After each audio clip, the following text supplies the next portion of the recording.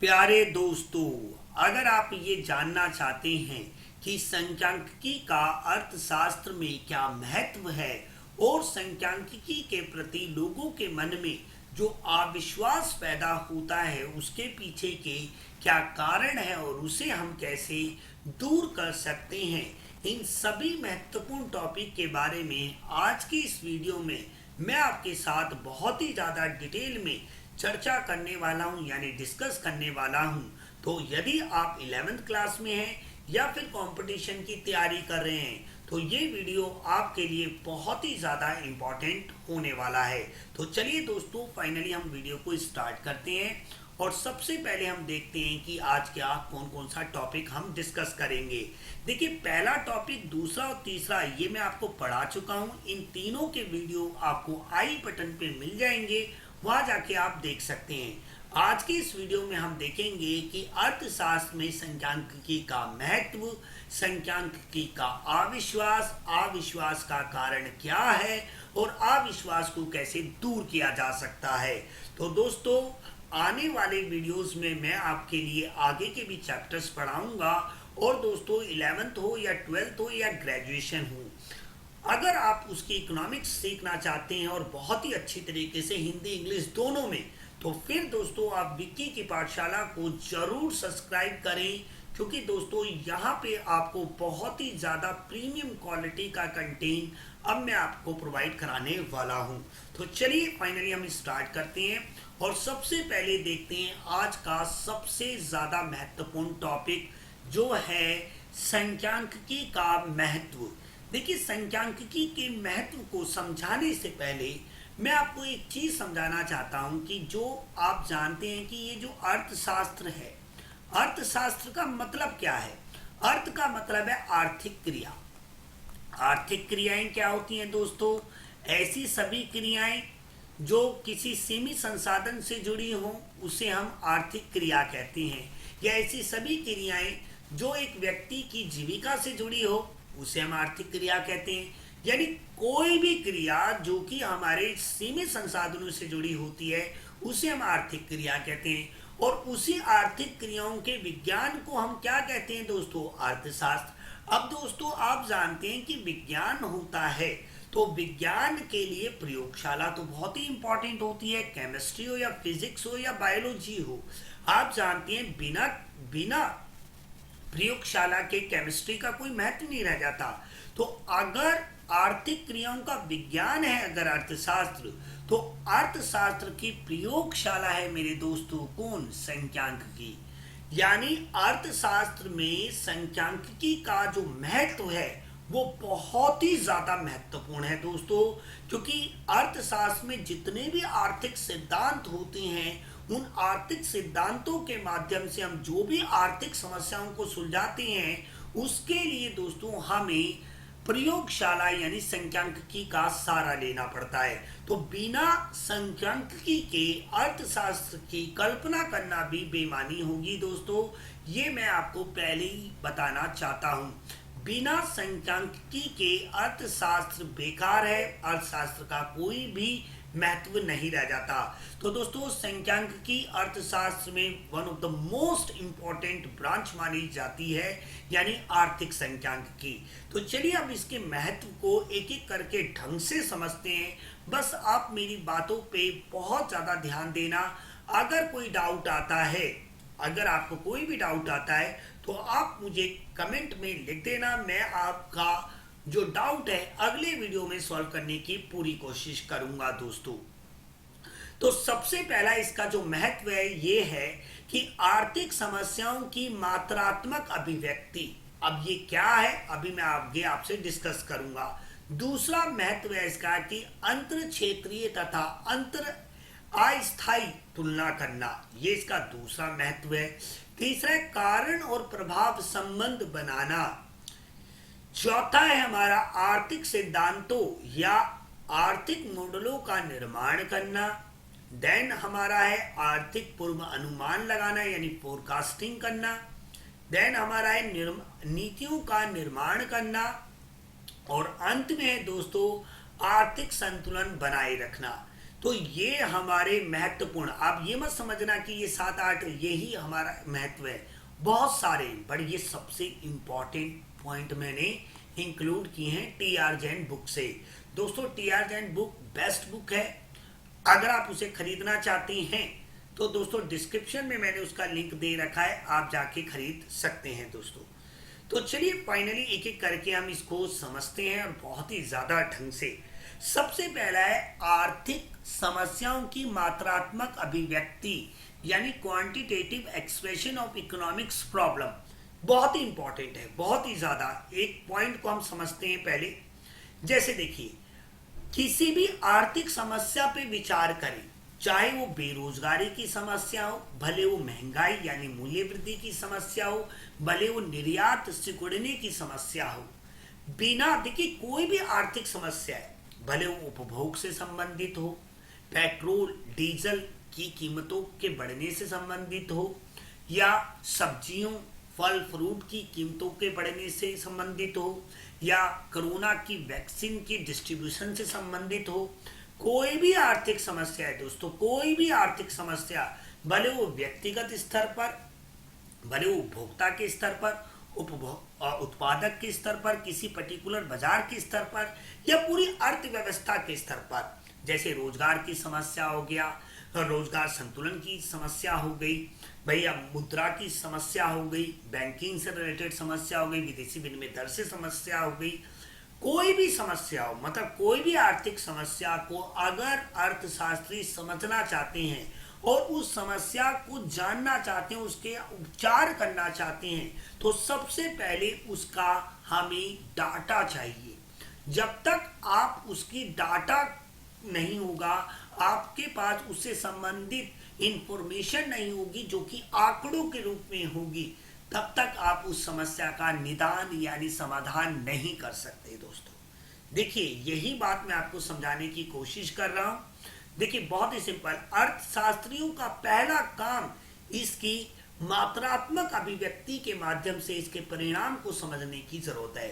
अगर निर्यात कम हो रहा है, भारत का पिछले 5 साल में अगर निर्यात कम हो रहा है, क्यों कम हो रहा है? आयात बढ़ रहा है यानी इंपोर्ट बढ़ रहा है, और निर्यात यानी एक्सपोर्ट घट रहा है। तो क्यों घट रहा है? तो भाई प्राथमिक क्षेत्र, द्वितीय क्षेत्र, तृतीय क्षेत्र, जितने भी क्षेत्र हैं, हमारे 3 क्षेत्र होते हैं, उन तीनों से रिलेटेड आप क्या लेंगे? क्वांटिटेटिव इंफॉर्मेशन कलेक्ट करोगे।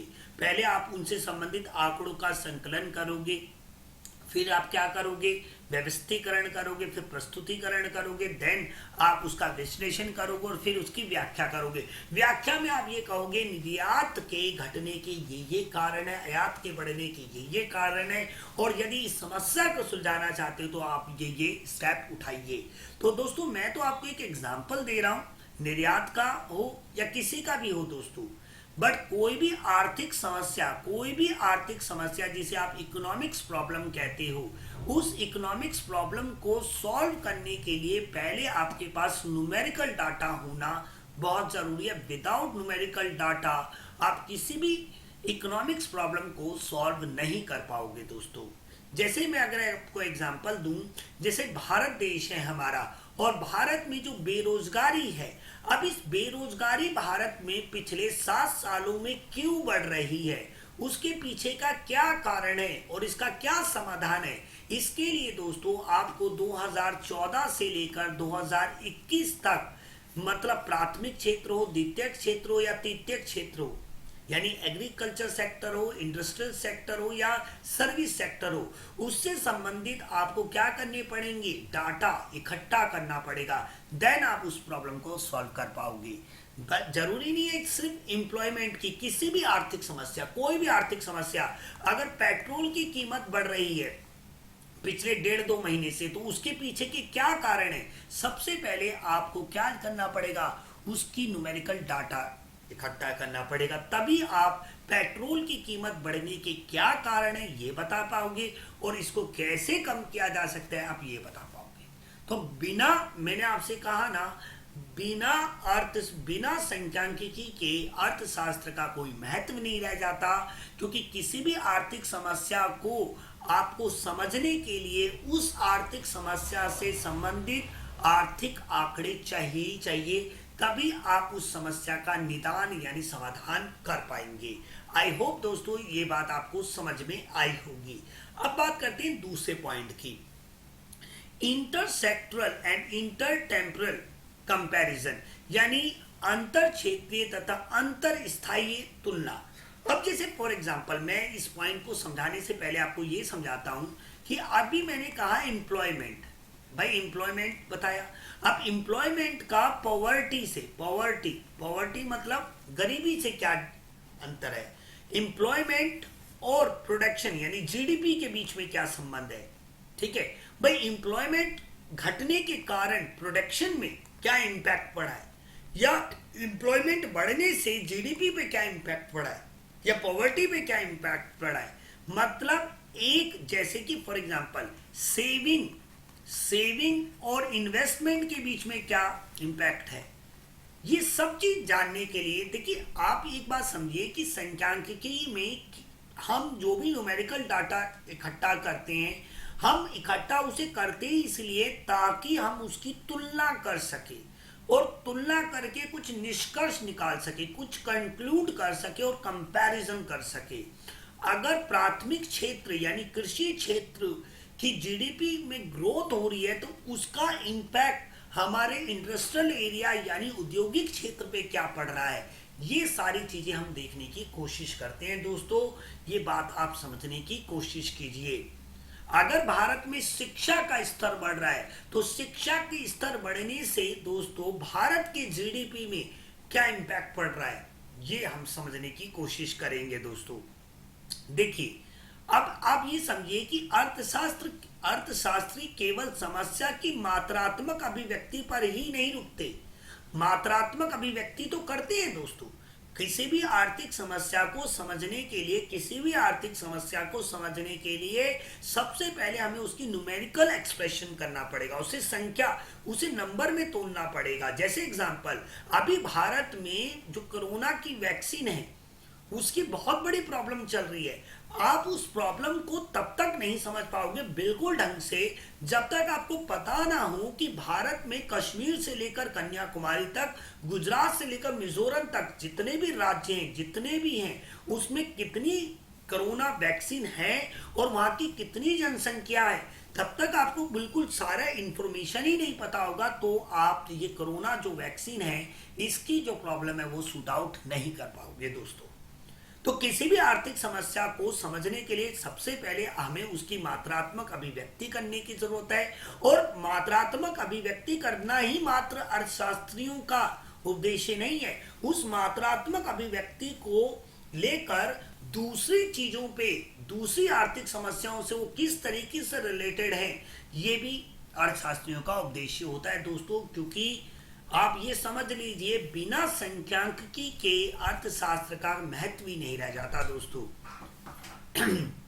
तो देखिए आगे देखते हैं, वे अंतर क्षेत्रीय तथा अंतर स्थायी तुलनाओं के माध्यम से इसे और समझने की कोशिश करते हैं। जैसे अभी आपको एग्जांपल देते हैं, जैसे फॉर एग्जांपल आ गया अनएम्प्लॉयमेंट। तो जैसे कि भाई सिंपल सी बात है, अनएम्प्लॉयमेंट यानी बेरोजगारी है ना। अब बेरोजगारी का गरीबी से क्या संबंध है, और बेरोजगारी से उत्पादन के जो स्तर में इंपैक्ट पड़ रहा है वो क्या संबंध है। या मैं एक और एग्जांपल दूंगा आपको, जैसे अगर मान लीजिए भारत में जो न्यून मांग यानी मतलब न्यून मांग डिफिशिएंट डिमांड, जिसे आप न्यून मांग कहते हो, जितनी मांग चाहिए मांग उससे कम है, तो उसका गवर्नमेंट एक्सपेंडिचर यानी सरकारी व्यय से न्यून मांग, सरकारी व्यय के साथ क्या संबंध है। अगर सरकारी व्यय किया जाए तो मांग में क्या इंपैक्ट पड़ता है। मतलब दोस्तों आप ये समझिए, ये समझने की जरूरत है कि जो अर्थशास्त्री क्या करते हैं, जितने भी हमारे पास इकोनॉमिक्स प्रॉब्लम होती है सबसे पहले तो उसे मात्रा में अभिव्यक्त करते हैं ताकि उस आर्थिक समस्याओं को अच्छी तरीके से समझ पाए। दूसरी बात, उस आर्थिक समस्या को समझने के बाद उससे संबंधित जो दूसरे आर्थिक समस्याएं उनके बीच में तुलना करते हैं और उस दूसरी समस्याओं को भी समझकर उनका निदान यानी उसका समाधान करने की कोशिश करते हैं। तभी दोस्तों संख्यांकिकी को इतना महत्वपूर्ण विषय माना जाता है। देखिए, तीसरी इसकी बात करें तो working out cause and effect relationship, यानी कारण और प्रभाव संबंध बनाना।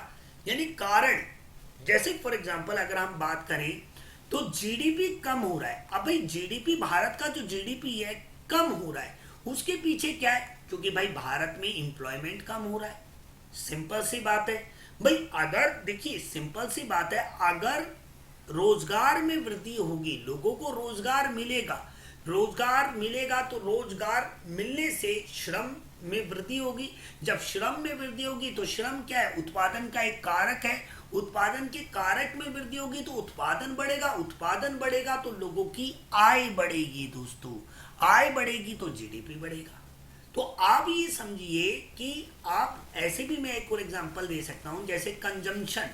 मैंने कहा कंजम्पशन यानी उपभोग। अब उपभोग के बढ़ने से जो इन्वेस्टमेंट है या हम कहें जो इनकम है वो लोगों की कैसे बढ़ती है? क्योंकि दोस्तों एक व्यक्ति के द्वारा किया गया उपभोग दूसरे व्यक्ति की आय होती है, और जितना उपभोग में एक देश की अर्थव्यवस्था में वृद्धि होती जाती है तो लोगों की आय भी बढ़ती है। क्योंकि उपभोग में वृद्धि होने का मतलब है मांग में वृद्धि होना, और जब मांग में वृद्धि होगी तो पूर्ति में भी वृद्धि होगी, तो अल्टीमेटली दोस्तों देश तरक्की के पथ पे चलेगा।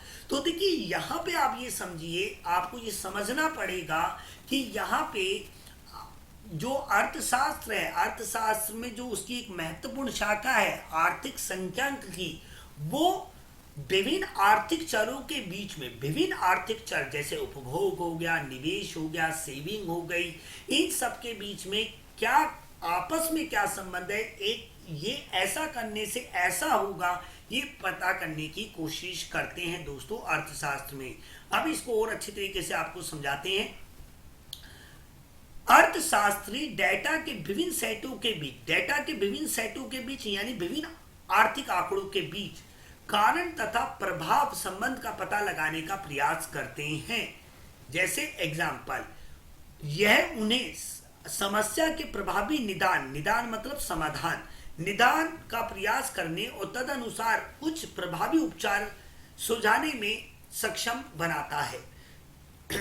जैसे दोस्तों, जैसे मैंने भी आपको बताया कि भाई मान लीजिए भारत में जो समग्र मांग है या जो डिमांड है वो निरंतर घट रही है। आपको पता है जीएसटी के इम्प्लीमेंटेशन से, नोटबंदी के कारण और अनप्लान्ड लॉकडाउन के कारण आज की डेट में मार्केट में दोस्तों दुकानें तो खुली है बट वहां पे खरीदने वाला कोई नहीं है।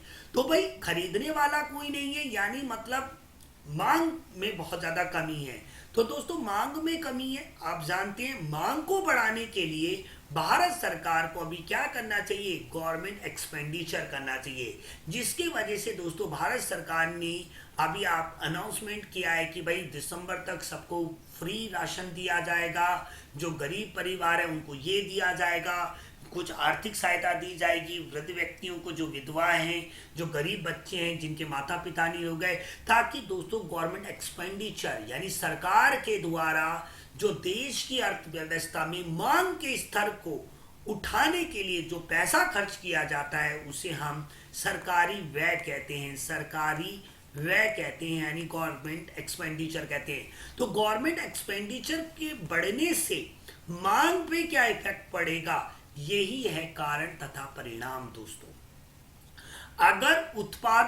अगर रोजगार का स्तर बढ़ाया जाए, अगर रोजगार का स्तर बढ़ेगा तो उससे उत्पादन पे क्या इम्पैक्ट पड़ेगा, यही चीज दोस्तों बताने की कोशिश करते हैं। बहुत ही इंपॉर्टेंट है दोस्तों ये सारी चीजों को समझना, इसलिए दोस्तों मैं अपनी तरफ से पूरी कोशिश कर रहा हूं। अगर आपको कोई डाउट रहे तो आप मुझे जरूर बताएं। मेन अब चौथा आ जाता है हमारा आर्थिक सिद्धांतों या आर्थिक मॉडल का निर्माण करना। आर्थिक सिद्धांत, अब ये आर्थिक सिद्धांत क्या होते हैं ये थोड़ा सा समझना है।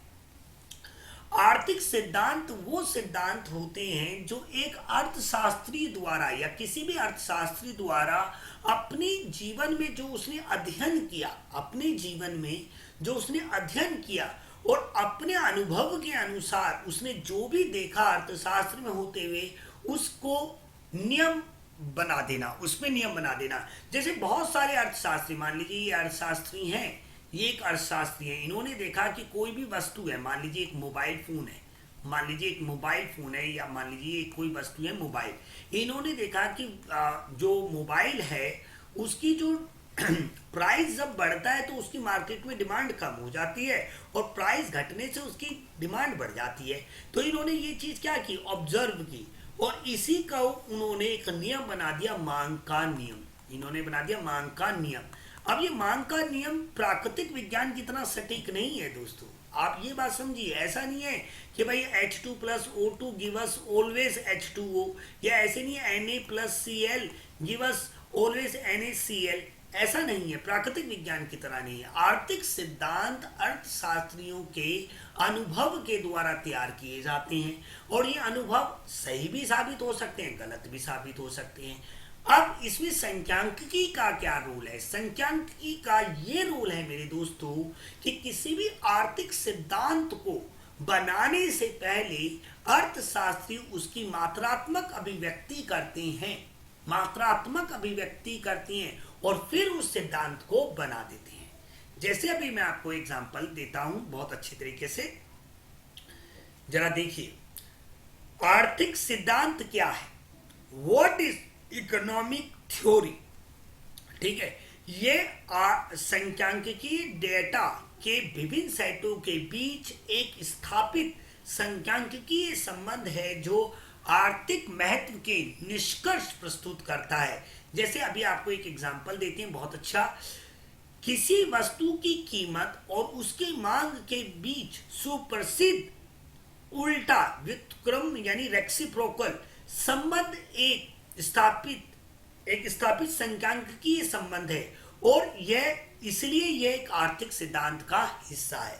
तो बहुत सारे अर्थशास्त्रियों ने अपने जीवन में अनुभव किया होगा कि जब किसी वस्तु या सेवा की कीमत बढ़ती है तो उसकी डिमांड घट जाती है और उसकी कीमत घटने से उसकी मांग बढ़ जाती है। तो उन्होंने फिर इसमें मांग का नियम इसे नाम दे दिया, मांग का नियम। ये जो मांग का नियम बना या पूर्ति का नियम बना या परिवर्तित अनुपात का नियम या पैमाने का प्रतिफल का नियम बना, कोई भी नियम बना हो या हर्समान सीमांत उपयोगिता का नियम बना हो, ये जितने भी नियम बने हैं मेरे दोस्तों, सबसे पहले इनसे संबंधित आंकड़े देखे गए, ऑब्जर्व किया गया और ऑब्जर्व करके इसको बना दिया गया। तो आई होप आपको ये चीज समझ में आई होगी। अब एक बहुत ही इंपॉर्टेंट दोस्तों, इकोनॉमिक फोरकास्टिंग, जो कि बहुत ही इंपॉर्टेंट होता है एक देश की अर्थव्यवस्था के लिए। देखिए जो शेयर मार्केट है, आप जानते हैं शेयर मार्केट में जितने भी लोग पैसा बनाते हैं वो फोरकास्टिंग से ही रिलेटेड होता है। और फोरकास्टिंग ऐसा नहीं है कि तुक्का मार दिया। तो किसी भी कंपनी में पैसा लगाने से पहले बहुत सारे जो इन्वेस्टर्स होते हैं उसकी 10 साल की 15 साल की एक मतलब आंकड़े, फाइनेंशियल डाटा इकट्ठा करते हैं, पिछले 5 साल का चार्ट देखते हैं, उसकी भाई उसका पीओ रेशियो देखते हैं, उसकी जो सेक्टर है जिस सेक्टर में वो पैसा लगा रहे हैं उसकी कितनी ग्रोथ है वो देखते हैं, उसका डेप्थ देखते हैं, उसकी भाई नेट प्रॉफिट देखते हैं, बहुत सारी चीजें देखते हैं, यानी न्यूमेरिकल डाटा को देखते हैं, उसका मैनेजमेंट देखते हैं और फिर वो फोरकास्ट करते हैं कि भाई अगले 10 साल में इसका शेयर इतना हो जाएगा, इसमें पैसा लगा दिया जाए।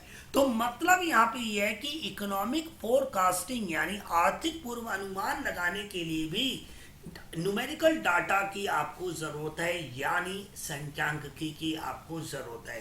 देखिए दोस्तों, संख्यांकिकी एक बहुत ही ज्यादा महत्वपूर्ण विषय है और अर्थशास्त्र में संख्यांकिकी का जो महत्व है वो बहुत ही ज्यादा इंपॉर्टेंट है, आप ऐसा समझ लीजिए बस। अर्थशास्त्री संख्यांकिकी अध्ययनों के माध्यम से पूर्व अनुमान लगाते हैं। जितने भी बिजनेस चैनल्स होते हैं आपने देखा होगा कि आज रिलायंस का शेयर इतना बढ़ने के चांसेस है, वो सब न्यूमेरिकल डाटा के बिहाफ पे बोलते हैं दोस्तों, वो कुछ भी ऐसा तुक्का नहीं मारते हैं, तो आप ऐसा समझ सकते हैं। ठीक है, पूर्व अनुमान शब्द से हमारा तात्पर्य कुछ ज्योतिषी से भविष्यवाणियों से नहीं है। ज्योतिष क्या करते हैं, आपका हाथ देखते हैं और ऐसे ही बता देते हैं कि ये ग्रह है, ये है, वो है, और ऐसे आपके 2 बच्चे होंगे, 3 बच्चे होंगे, आपकी 2 शादी होगी, इस तरीके की बातें करते हैं। पर जो शेयर मार्केट के जो एक्सपर्ट होते हैं, जो भी विशेषज्ञ होते हैं, वो पूरी न्यूमेरिकल डाटा, उनकी स्टेप बाय स्टेप, उनकी पहले उनके आंकड़ों को एकत्रित करते हैं, उनका व्यवस्थीकरण करते हैं, मतलब बहुत अच्छे तरीके से उनकी फाइनेंशियल इंफॉर्मेशन, फाइनेंशियल डाटा का स्टडी करने के बाद वो फोरकास्टिंग करते हैं। ऐसा नहीं कर देते कुछ भी।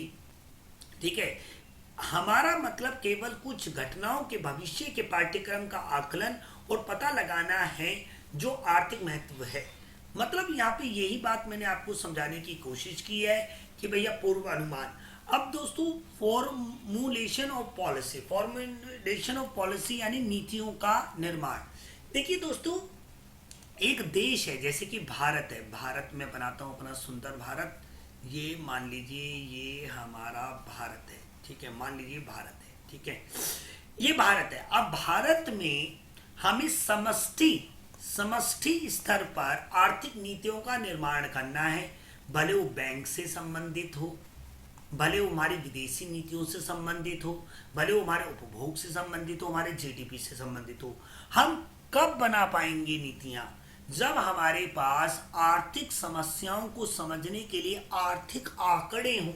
हम उन आर्थिक आंकड़ों की स्टडी करेंगे, देखेंगे कि कौन सी चीज़ की कमी है, कौन सी चीज़ हमारे पास ज़्यादा है, हमारे देश में कौन से ऐसे लोग हैं, कौन से ऐसे क्षेत्र हैं जहाँ पे अभी भी जो न्यूनतम ज़रूरतें हैं लाइफ की, रोटी कपड़ा मकान, वो वहाँ तक नहीं पहुँच पा रही है। शिक्षा और स्वास्थ्य, जब तक हमारे पास खाने से संबंधित, कपड़ों से संबंधित, रहने से संबंधित, स्वास्थ्य संबंधित, या फिर हम कहीं स्वास्थ्य संबंधित, शिक्षा संबंधित, स्वास्थ्य संबंधित आंकड़े ही नहीं होंगे, क्या आप कोई नीति बना पाओगे? नहीं बना पाओगे दोस्तों। देखिए, कोई भी आर्थिक नीति बनाने के लिए सबसे पहले आपके पास आर्थिक आंकड़े चाहिए होंगे, और आर्थिक आंकड़े हमें मिलते हैं संख्यांकिकी से। मेरी बात समझ आ रही है आपको? तो बहुत ही इंपॉर्टेंट है दोस्तों, ये बहुत ही ज्यादा मायने रखता है संख्यांकिकी।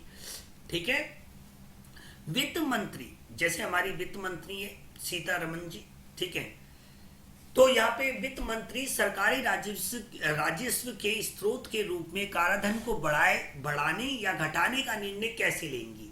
पहले बात तो उनके पास इंफॉर्मेशन होनी चाहिए। जैसे जाहिर है कि संख्यांकिकी अध्ययनों के माध्यम से वो प्राथमिक क्षेत्र, द्वितीयक क्षेत्र, तृतीयक क्षेत्र से संबंधित वो आंकड़ों का पहले कलेक्शन करेंगी, फिर क्या करेगी, उनको ऑर्गेनाइज करेगी, फिर उनका प्रेजेंटेशन करेगी, एनालिसिस करेगी, और फिर उसका इंटरप्रिटेशन कर देगी, देखेगी कि भैया कर बढ़ाने की ज़रूरत है या फिर घटाने की ज़रूरत है। जैसे भारत की जो वित्त मंत्री है निर्मला सीतारमन जी, ये जो हैं ये प्याज नहीं खाती हैं। आपको पता होगा ये प्याज नहीं खाती हैं, क्योंकि दोस्तों ये लोगों का दिमाग खाती हैं, ऐसा मैं मानता हूँ, क्योंकि इन्होंने हमारे देश को बहुत ही अच्छे मुकाम पे पहुंचा दिया। आप जानते ही हैं इस बात को।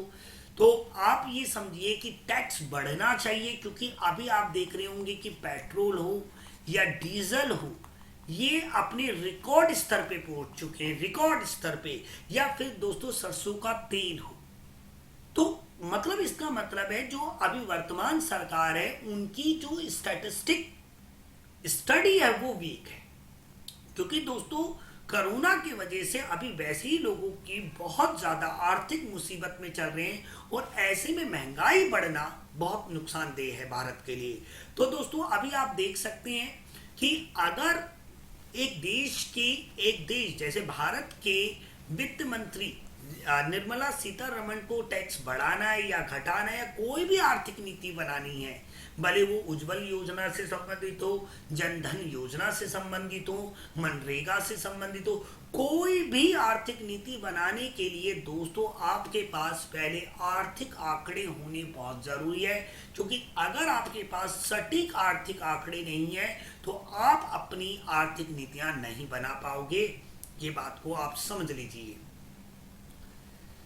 इकोनॉमिक इक्विलिब्रियम मतलब क्या होता है? इसका मतलब देखिए दोस्तों, एक देश की जो सरकार होती है, एक देश की जो भी सरकार होती है, उसका उद्देश्य हमेशा एक देश में आर्थिक संतुलन बनाए रखना होता है। देखिए कभी देश में तेजी काल चलता है, कभी मंदी काल चलता है, कभी आर्थिक संतुलन, जैसे ये ए, मान लीजिए ये ए बिंदु है, ये बी बिंदु है, ये सी बिंदु है, ये डी बिंदु है और ये ई बिंदु है। ये आर्थिक संतुलन को रिप्रेजेंट कर रहा है। नीचे की तरफ मंदी, ऊपर की तरफ तेजी। ठीक है, देश की सरकार ना तो कभी तेजी काल चाहती है ना मंदी काल चाहती है, वो हमेशा मेरे दोस्तों क्या चाहती है? आर्थिक संतुलन चाहती है। और आर्थिक संतुलन बनाए रखने के लिए देश की सरकार को ये जरूर पता होना चाहिए कि जब देश में तेजी काल चल रहा हो तो देश की सरकार कैसे टैक्स बढ़ाए, यानी कैसे शरण करे, यानी लीकेज करे, शरण जिसे आप लीकेज कहते हो, यानी टैक्स को बढ़ाए। भाई सीआरआर बढ़ा दे, ठीक है, एसएलआर बढ़ा दे। मेरी बात समझ आ रही है? सीआर यानी कैश रिजर्व रेशियो बढ़ा दे, भाई हमारा वैधानिक तरलता अनुपात बढ़ा दे। तो यानी कौन कौन से, जब देश में तेजी काल चल रहा होगा तो देश की सरकार सरकारी बजट के माध्यम से या फिर मौद्रिक नीति आरबीआई के माध्यम से कौन कौन से स्टेप उठाए कि देश में फिर दोबारा सामान्य काल यानी आर्थिक संतुलन आ जाए। ठीक है, और जब मंदी काल चल रहा हो तो वो कौन कौन सा भरण, जिसे आप इंजेक्शन कहते हैं, कौन कौन सी चीजें की जाए, जैसे सरकारी व्यय में कितने परसेंट वृद्धि की जाए, एसएलआर, सीआरआर, इन दोनों को कितना घटाया जाए। तो दोस्तों देश में जब तेजी काल चल रहा है उसे कैसे सामान्य काल में लाया जाए, देश में जब मंदी काल चल रहा है उसको कैसे सामान्य काल में लाया जाए, ये सारी चीजें, आप मेरी बात समझ रहे हैं? इन सारी चीजों को समझने के लिए एक देश की सरकार और एक देश के अर्थशास्त्रियों के पास आर्थिक इंफॉर्मेशन जरूरी चाहिए, उनके पास आर्थिक आंकड़े चाहिए। और वो आर्थिक आंकड़े हमें कौन प्रोवाइड कराती है? संख्यांक की। आप मेरी बात समझ रहे हैं? देश में जो सरकारी बजट बनता है, जितना भी बजट बनता है हमारे देश में, वो सभी दोस्तों पहले आर्थिक सर्वे किए जाते हैं।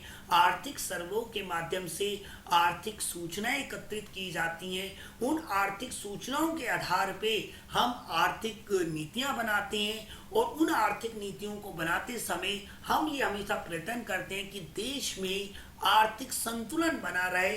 जब तेजी काल होगा तो हम ये स्टेप उठाएंगे, जब मंदी काल होगा तो हम ये स्टेप उठाएंगे, ताकि देश में आर्थिक संतुलन बना रहे। मेरी बात समझ आ रही है दोस्तों? और आर्थिक संतुलन का मतलब आप ये समझ लीजिए कि जितने उत्पादक बेचना चाहते हैं माल, उतने ही उपभोक्ता खरीदना चाहते हैं। एक उत्पादक को अधिकतम लाभ मिले, एक उपभोक्ता को अधिकतम संतुष्टि मिले, यही आर्थिक संतुलन है दोस्तों। देखिए यहाँ पे पूछा है कि आर्थिक संतुलन क्या होता है, ये मैंने आपको बता दिया है कि इट इज, देखिए मैं इसे हिंदी में पढ़ देता हूँ कि यह उत्पादक के लिए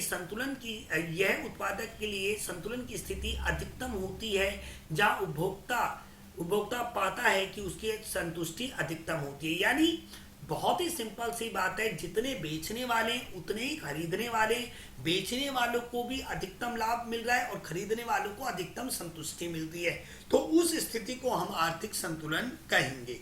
यानी नो वेस्टेज, ऐसा कुछ भी वेस्ट नहीं हो रहा है। यानी हमारे जो भी प्राकृतिक संसाधन है, यानी जितनी हमारी सेलिंग है उतनी ही हमारी बाइंग है। हमारे प्राकृतिक संसाधन, हमारे मानवीय संसाधन डिसबैलेंस नहीं है। यानी आर्थिक संतुलन बनाए रखना देश में सबसे ज्यादा महत्वपूर्ण मानता हूं दोस्तों मैं।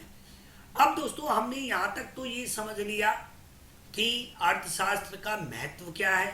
अब हम ये जानेंगे कि अगर अर्थशास्त्र में संख्यांकिकी इतना महत्वपूर्ण विषय है, जैसा कि मैं आपको कह रहा हूं कि अगर अर्थशास्त्र आर्थिक क्रियाओं का विज्ञान है, अगर अर्थशास्त्र आर्थिक क्रियाओं का विज्ञान है, तो संख्यांकिकी उसकी प्रयोगशाला है। फिर भी लोगों के प्रति, लोगों के मन में या विद्यार्थियों के या बहुत सारे देशों के मन में इसके प्रति अविश्वास क्यों है? डिस्ट्रस्ट, ट्रस्ट मतलब क्या होता है दोस्तों? विश्वास। डिस्ट्रस्ट मतलब क्या हो गया? अविश्वास। यानी अविश्वास क्यों है, उसके पीछे की क्या कारण है दोस्तों? अब मैं आपके साथ ये चीज चर्चा करूंगा। देखिए दोस्तों, संख्यांकिकी को झूठ का इंद्रधनुष कहते हैं, झूठ का इंद्रधनुष। जैसे फॉर एग्जाम्पल देखिए, आप जानते हैं कि कोई भी देश की सरकार, अभी आप भारत की स्थिति देख सकते हैं कि भारत में जो लोग हैं वो 23 लाख लोग गरीबी रेखा के नीचे चले गए हैं, 23 लाख लोग। फिर भी बीजेपी की गवर्नमेंट ये कह रही है कि देश में कोई समस्या ही नहीं है। वो आर्थिक सर्वे दिखा रही है कि देश की जो जीडीपी है वो तो 9% से बढ़ रही है, जबकि ऐसा नहीं है दोस्तों। बस आप आंकड़े एकत्रित करके, आंकड़े दिखा के क्या वास्तविकता को झुठला सकते हैं? नहीं झुठला सकते। तो दोस्तों, कुछ देश की सरकारें, मैं यही नहीं कह रहा हूं कि भारत देश की सरकार ही ऐसा करती है, बहुत सारे देश की सरकारें ऐसा करती हैं कि वो गलत इंफॉर्मेशन प्रेजेंट करती है लोगों के सामने, जबकि वास्तविकता उससे बिल्कुल जुदा होती है। इसलिए दोस्तों, संख्यांकिकी को झूठ का इंद्रधनुष कहते हैं, इंद्रधनुष। और दोस्तों, कुछ अर्थशास्त्री ऐसा भी कहते हैं कि इस दुनिया में 3 झूठ होते हैं। एक झूठ, पहला झूठ, दूसरा सफेद झूठ, और तीसरा झूठ होता है दोस्तों, तीसरा झूठ होता है संख्यांकिकी। तीसरा झूठ है संख्यांकिकी। तो आप ये समझ सकते हैं कि कितनी वो करते हैं, क्योंकि आंकड़ों के माध्यम से कोई भी देश की सरकार, कोई भी विभाग अपने आप का उल्लू सीधा कर लेता है, जबकि कागजों पे ही दोस्तों पुल बन जाते हैं, कागजों पे ही बांध बन जाते हैं, कागजों पे ही दोस्तों गरीबों को राशन बढ़ जाता है। अभी गवर्नमेंट ये कहते हैं, मतलब दावा कर रही है कि 80 करोड़ लोगों को राशन दिया गया है। आपको लगता है 135 करोड़ में से 80 करोड़ लोगों को भारत सरकार राशन दे चुकी है? आपको लगता है ऐसा? तो ये तो आंकड़े दिखा दिया, आंकड़ों में तो सब कुछ दिखा दिया, तो पर वास्तविकता इससे बिल्कुल जुदा है दोस्तों, बिल्कुल जुदा। मेरी बात समझ आ रही है आपको? बोलते हैं कि जनधन योजना के तहत या बहुत सारी योजनाओं के तहत गरीबों को, गांव के लोगों को पैसा दिया गया, बट दोस्तों गांव के जो सरपंच है, जो मुखिया है, वो पैसा खा जाते हैं। तो आंकड़े देखने में तो दिखते हैं, जबकि दोस्तों वास्तविकता उससे बिल्कुल जुदा होती है।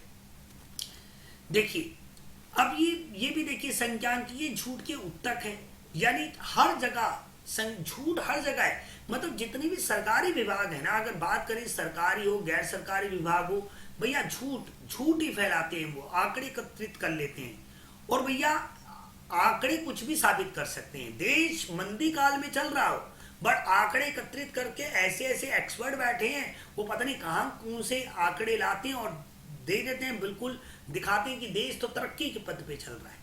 आंकड़े कुछ भी साबित कर देते हैं। अभी आप देख रहे हैं कि कोरोना की वैक्सीन की कितनी कमी चल रही है, बट भैया कुछ न्यूज चैनल है जो कि ये साबित कर रहे हैं कि भैया देश में कोरोना वैक्सीन की डोज बहुत तेजी से लगाई जा रही है, भारत में सबसे बड़ा अभियान, ये वो। तो ऐसा नहीं होता दोस्तों, मेरी बात समझ आ रही है?